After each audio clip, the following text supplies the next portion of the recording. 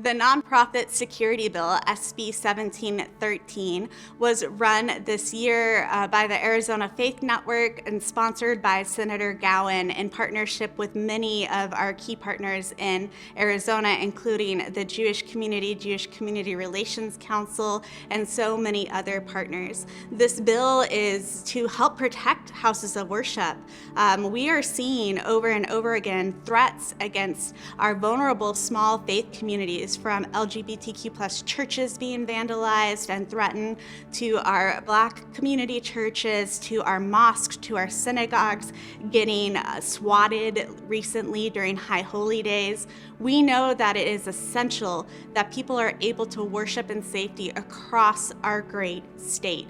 This bill is historic legislation to provide the ability for smaller congregations to ensure their safety by applying to the scholarship fund and receiving monies to ensure infrastructure, security, and training. The state-based nonprofit security grant program had its genesis around the New Zealand mosque attacks, when, following the brutal murders at mosques in New Zealand, Reverend Katie Sexton and Rabbi Bonnie Scharfman and I went to area mosques to show our support to the Muslim community with the Friday prayers, and we were very involved working with the Muslim community to show our support.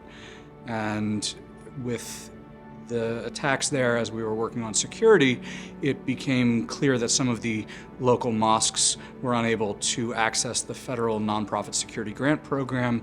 And as we saw other attacks on synagogues, we realized that smaller synagogues and churches were also unable to take part in the federal security grant program, in part because the federal program, while is very robust, the application process is very onerous. It takes a lot of lift to be able to apply to that program, and also it is a reimbursement program. So a synagogue or a mosque or a vulnerable church needs to be able to put the money out front with hoping for a reimbursement from the federal government for the program. And there's only about a 50% reimbursement rate.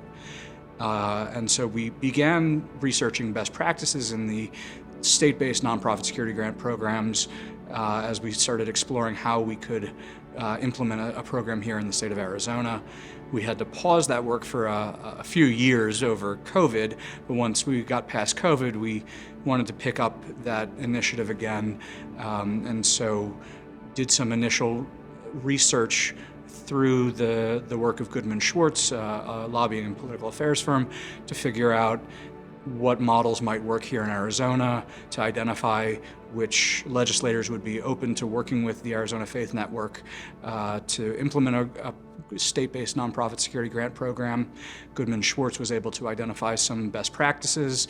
They were able to identify Senator David Gowan, who is a man of faith who cares very deeply about growing anti-Semitism and the vulnerability of faith communities across Arizona.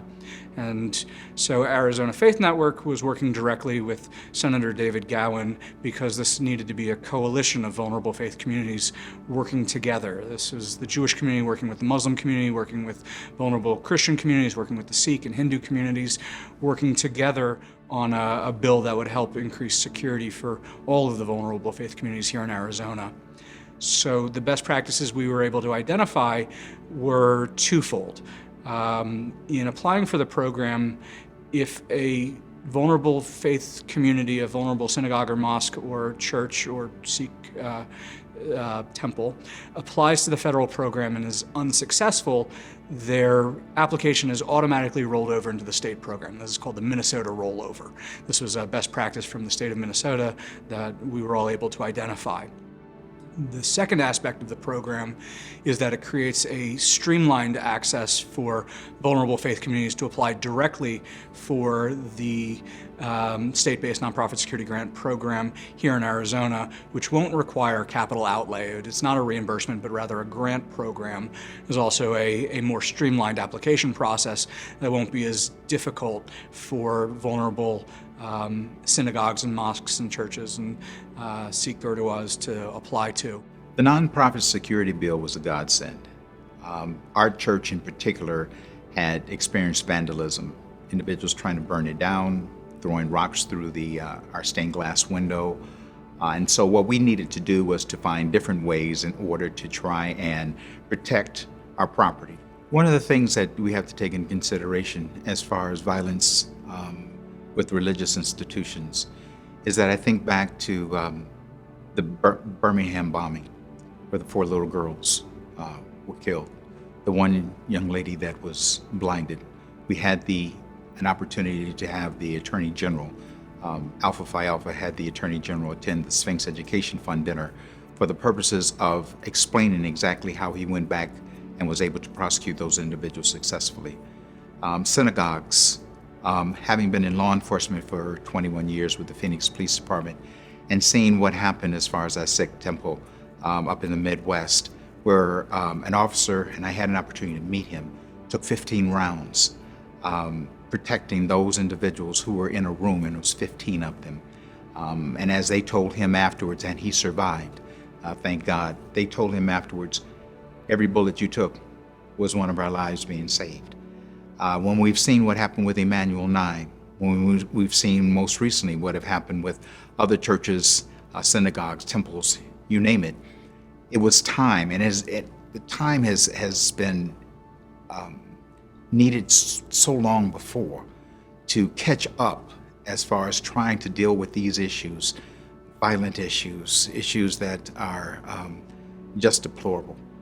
So this legislation shows that Arizona is moving forward and is positive and wants to be at the forefront of making sure that those religious institutions and those churches, synagogues, every religious community there is being protected, and they're providing an opportunity for that to happen.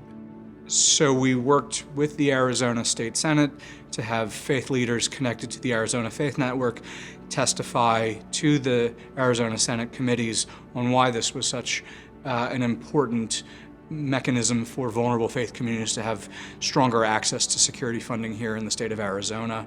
Passed with a 20-9 super bipartisan majority in the Arizona State Senate, and thanks to the deft work of Senator Gowan and the Goodman Schwartz, it passed out of committee in the House 13-1 and was part of the budget process. And so we're grateful to Governor Katie Hobbs and President Peterson and Speaker Toma and Senator Gowan and all of those in the legislature who were involved in making this a reality.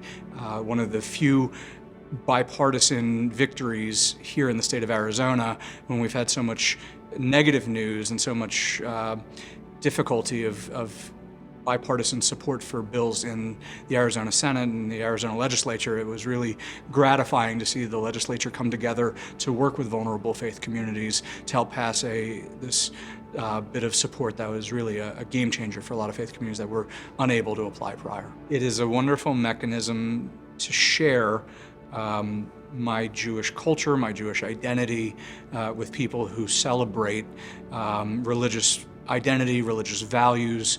And so I have learned so much in my interfaith work. Not really a Jewish concept, but one of these concepts I've been learning through my interfaith work is the concept of grace. And I've been putting that into practice and helping share that value with my community, just as I share Jewish values with the broader AFN community. So it becomes such an important mechanism for sharing Jewish culture, Jewish values, Jewish holidays with the broader community in a space where I feel respected, where I feel honored, and it's a safe space, and it's a space where we learn from each other, we teach each other, we share with each other, and so it helps build that stronger fabric. I think one of the most important thing, the two communities that matter most here in Arizona are the business community and the faith community. It's through the faith community that we get to engage in matters that matter most for Arizona civil society. And it's Arizona Faith Network taking that lead in these spaces and being on the front lines of those important discussions and debates that matters most to me.